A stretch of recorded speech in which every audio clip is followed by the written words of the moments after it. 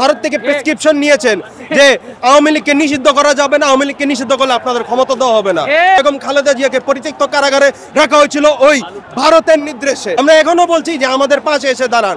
আপনারা বিরাট রাজনৈতিক দল, গত 17 বছর আপনারা অনেক অত্যাচার সহ্য করেছেন, নির্যাতন সহ্য করেছেন। বিএনপির প্রত্যেকটা সিনিয়র নেতাকর্মীর পক্ষে সম্মান রেখে আমি কথাটা বলতেছি। এই যে আপনারা যে এখন আসতেছেন না, আজকে আপনারা স্পষ্ট করে নিজেদের অবস্থান বুঝাচ্ছেন জনগণকে যে আপনারা যে জনগণের বিরুদ্ধে দাঁড়িয়েছেন। কারণ আপনারা বলেন যে জনগণ নাকি নির্বাচন চায় না। ঠিক আছে, আপনারা একটি গণতান্ত্রিক দল, বড় দল, নির্বাচন চেতেই পারেন, তবে জনগণ তো নির্বাচন চায় না। আর এখন জনগণ আওয়ামী লীগকে নিষিদ্ধ চায়। এই যে হাজার হাজার মানুষ এখানে এসে জড়ো হয়েছে, আপনারা তো জনগণের কথা শোনেন, তাহলে আপনারা আসছেন না কেন? আপনারা কার ভয়ে আসছেন না, আমার প্রশ্ন এটা। নাকি ভারত থেকে প্রেসক্রিপশন নিয়েছেন যে আওয়ামী লীগকে নিষিদ্ধ করা যাবে না, আওয়ামী লীগকে নিষিদ্ধ করলে আপনাদের ক্ষমতা দেওয়া হবে না? এটা আমি বিএনপির প্রত্যেকটা সিনিয়র নেতাকর্মীর প্রতি সম্মান রেখেই আমি তাদের প্রতি প্রশ্নটা করলাম। আপনারা ভুলে যান না, বেগম খালেদা জিয়াকে গত 7 বছর কিভাবে কারাদণ্ড দেওয়া হয়েছিল মিথ্যা মামলায়। আপনারা ভুলে যাবেন না, বেগম খালেদা জিয়াকে কিভাবে ওই পরিত্যক্ত কারাগারে রাখা হয়েছিল, যেখানে কোনো আসামিকে, ছোট বড় আসামিকেও রাখা হয় না। বেগম খালেদা জিয়াকে পরিত্যক্ত কারাগারে রাখা হয়েছিল ওই ভারতের নির্দেশে, ওই ভারতের নির্দেশে। আর আজকে আপনি কি সে ভারতকে খুশি করার জন্য আসছেন না? তো এখন আমি নাম বলবো না, আমার এক সম্মানিত বড় ভাই, উনি বিএনপি করে, তো ওনার সাথে আমার কথা হয়েছিল যে ভাইয়া আপনারা আসুন, সিনিয়র নেতাদের অনুমতি লাগবে না, আপনারা আসুন।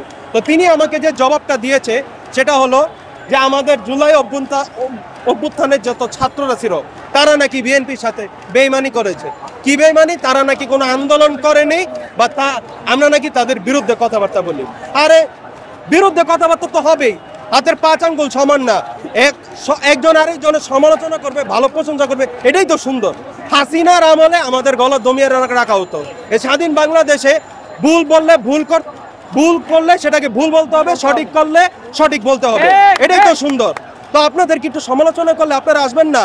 তারপর অনেক বিএনপির বড় ভাইদের স্ট্যাটাস দেখছি যে বিপদে পড়লে তোমরা বিএনপিকে ডাকো, বিপদে পড়লে ছাত্র দলকে ডাকো, আর বিপদ কেটে গেলে তোমরা ছাত্র দলের পিছনে লাগো। তো সমালোচনা করা যাবে না আপনাদের? আপনারাই তো আওয়ামী লীগকে বলতেন যে সমালোচনা না করলে রাজনীতি ছেড়ে দেন, তো রাজনীতি করছেন, সমালোচনার মুখোমুখি হবেন না, এটা তো কোনো বিষয় না। তাই সমালোচনা মেনে নিতে শিখুন। আমরা এখনো বলছি যে আমাদের পাশে এসে দাঁড়ান। আপনারা বিরাট রাজনৈতিক দল, গত 17 বছর আপনারা অনেক অত্যাচার সহ্য করেছেন, নির্যাতন সহ্য করেছেন। ওই ভারতের প্রেসক্রিপশনে চলেন না, ভুলে যান না আপনাদের প্রতিষ্ঠাতা প্রেসিডেন্ট জিয়াউর রহমানকে, যিনি মুক্তিযুদ্ধের একজন নায়ক ছিলেন, তাকে হত্যা করেছে এই ভারত।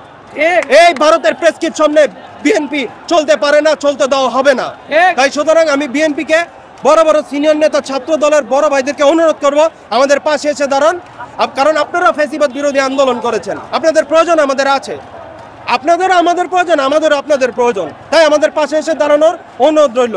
আর ভুলচুক কোনো কথা থাকলে আমাকে ক্ষমা করবেন। তবে আমি প্রথমেই বলেছি যে প্রত্যেকটা নেতাকর্মীর প্রতি সম্মান রেখে, তারা আমাদের অনেক সিনিয়র, তারা আমাদের থেকে অনেক অভিজ্ঞতা, তাদের প্রতি সম্মান রেখে আমি বক্তব্যটাই দিলাম এবং বক্তব্য শেষ করলাম। আসসালামু আলাইকুম।